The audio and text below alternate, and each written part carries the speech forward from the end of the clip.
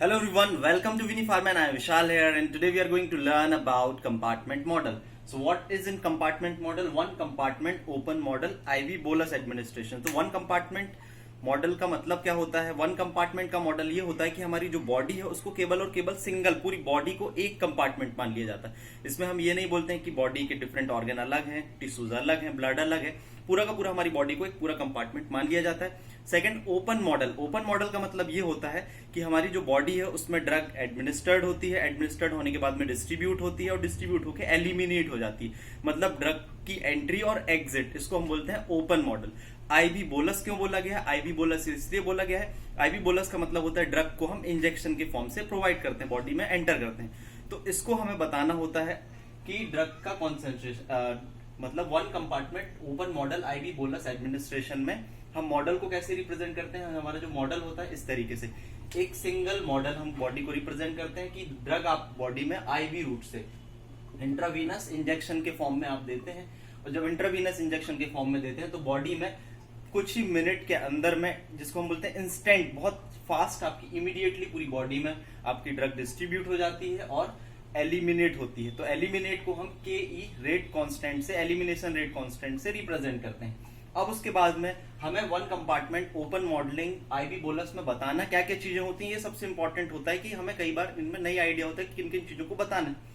तो सबसे पहले इसको हमें बताना है जनरल इक्वेशन क्या होगा one compartment open model IV bolus के लिए। जनरल इक्वेशन क्या होगा तो हम इसी से देखेंगे। जब हम dx अपॉन dt मतलब हमने ड्रग को एंटर किया बॉडी में, ड्रग को इंजेक्शन के फॉर्म से दिया बॉडी में, तो change in the amount of concentration of drug, तो ड्रग का जो बॉडी में कॉन्सेंट्रेशन चेंज होता है उसको हम dx अपॉन dt से बताते हैं। x अमाउंट ऑफ ड्रग को रिप्रेजेंट करता है और t टाइम, कितने टाइम में चेंज हो रहा है।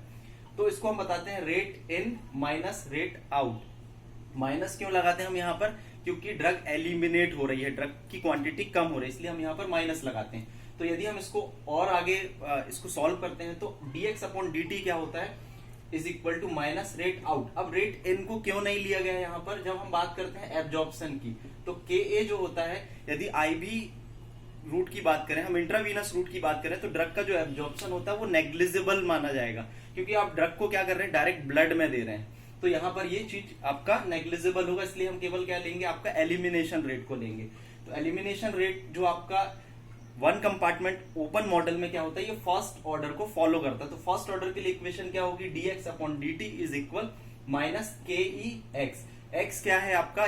एक्स यहाँ पर रिप्रेजेंट करता है amount of drug present in the body, या हम ऐसा बोल सकते हैं amount of drug remaining to be eliminated from the body.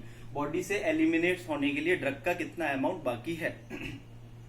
के ई क्या, के ई को हम क्या बोलेंगे? के ई आपका रिप्रेजेंट करता है first order eliminate rate constant को रिप्रेजेंट करता है के ई, और dx upon dt change in concentration. तो ये आपका वन कंपार्टमेंट मॉडल के लिए, one compartment open model IV bolus के लिए क्या होता है आपका जनरल इक्वेशन। तो यहां तक आपने सॉल्व कर दिया है। इसके बाद में क्या होता है, एस्टिमेशन ऑफ पैरामीटर्स। हमें इनके पैरामीटर्स को डिटरमाइन करना है। तो कौन कौन से पैरामीटर्स को हमको डिटरमाइन करना होता है इसमें? तो पहला पैरामीटर होता है एलिमिनेशन रेट कांस्टेंट, दूसरा होता है एलिमिनेशन हाफ लाइफ, और तीसरा होता है क्लियरेंस। तो सबसे पहले हम देखेंगे कि एलिमिनेशन रेट कांस्टेंट को हम कैसे डिटरमाइन करते हैं। तो एलिमिनेशन रेट कांस्टेंट को डिटरमाइन करने के लिए 4 स्टेप आपको फॉलो करने, ध्यान में रखना है। सबसे पहले आपको इंटीग्रेशन करना है। इंटीग्रेशन किसका करना है? आपका जो इक्वेशन 2 है उसको हम सबसे पहले इंटीग्रेशन करेंगे।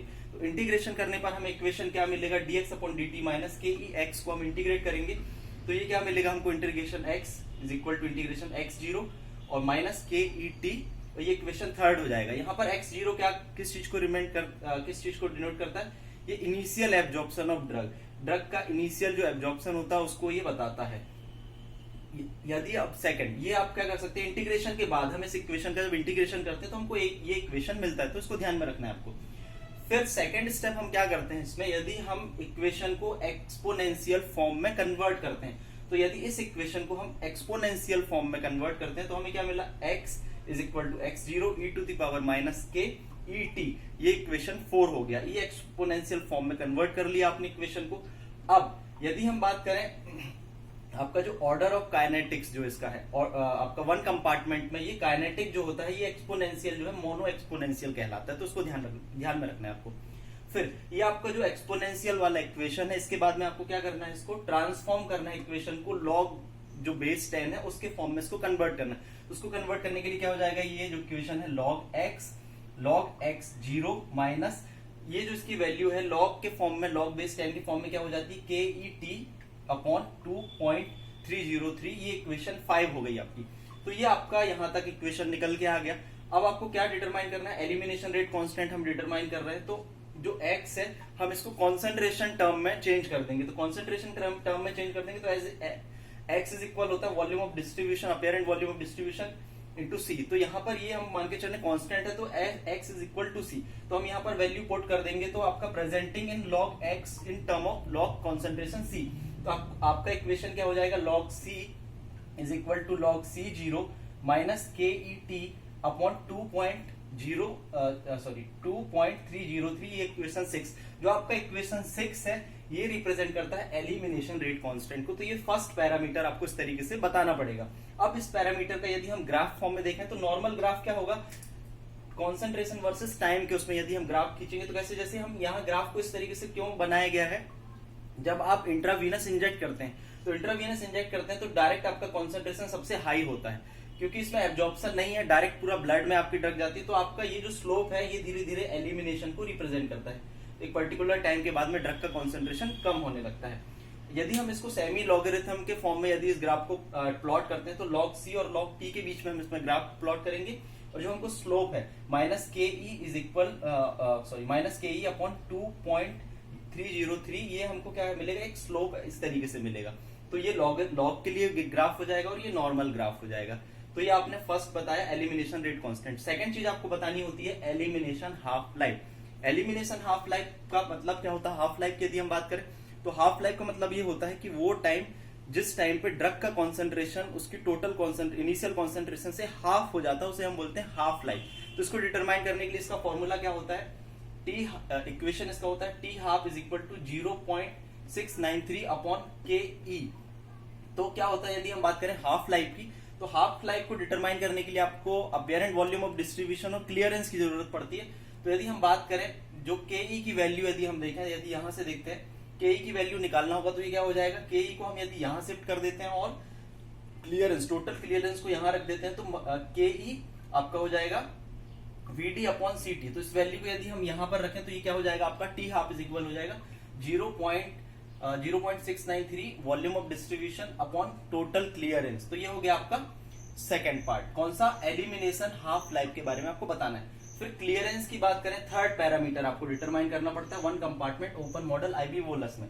तो थर्ड पॉइंट होता है क्लियरेंस। तो क्लियरेंस क्या होता है, क्लियरेंस इज इक्वल होता है टोटल क्लियरेंस को हम देखें तो ये होता है change in concentration of amount of drug. तो चेंज इन कॉन्सेंट्रेशन क्या होता है, जैसे हमने देखा dx अपॉन dt, तो dx upon dt upon plasma concentration of drug, जिसको कि हम c से रिप्रेजेंट करते हैं।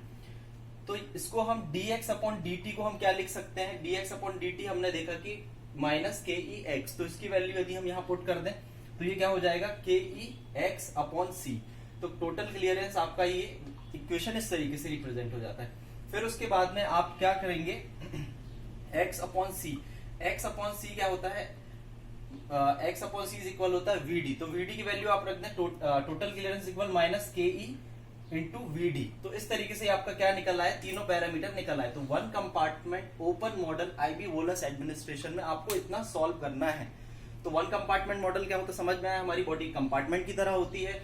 ओपन मॉडल मतलब ड्रग इसमें एंटर होती है, डिस्ट्रीब्यूट होती है और एलिमिनेट हो जाती है। आईबी बोलस क्या है, ड्रग को हमें इंजेक्शन, डायरेक्ट इंजेक्शन लगाया है बॉडी में, तो उसको हम बोलते हैं आईवी बोलस। तो इसमें जनरल इक्वेशन डिटरमाइन करनी है। जनरल इक्वेशन जो है फर्स्ट ऑर्डर को फॉलो करती है, फर्स्ट ऑर्डर काइनेटिक्स है, ये बताना है आपको। एस्टिमेशन पैरामीटर में कौन कौन से पैरामीटर डिटरमाइन करते हैं आप, elimination rate constant, elimination half life और क्लियरेंस। एलिमिनेशन रेट कांस्टेंट को डिटरमाइन करने के लिए आपको किन चीजों को ध्यान रखना है, सबसे पहले आप इंटीग्रेशन करेंगे, फिर एक्सपोनेंशियल फॉर्म में कन्वर्ट करेंगे, और आपका जो आपकी one compartment open model IV bolus है मोनो एक्सपोनेंशियल फॉर्म होता है। फिर ट्रांसफॉर्म कर देंगे इसको लॉग बेस के फॉर्म में, तो आपको इक्वेशन ये मिलेगी। फिर इसको लॉग एक्स को आप कॉन्सेंट्रेशन टर्म में रिप्रेजेंट कर देंगे और ग्राफ बता देंगे। तो आप ये फर्स्ट पैरामीटर को यहाँ बता देते हैं। फिर सेकंड हाफ लाइफ को बताने के लिए आप टी हाफ की वैल्यू को डिटरमाइन कर देंगे, तो ये निकल आएगा। और क्लियरेंस को बताने के लिए आपको इस तरीके से क्लियरेंस को डिटरमाइन करना पड़ेगा। तो आप यहाँ पर one compartment open IV bolus को कंप्लीट कर देते हैं। So thank you very much and all the best.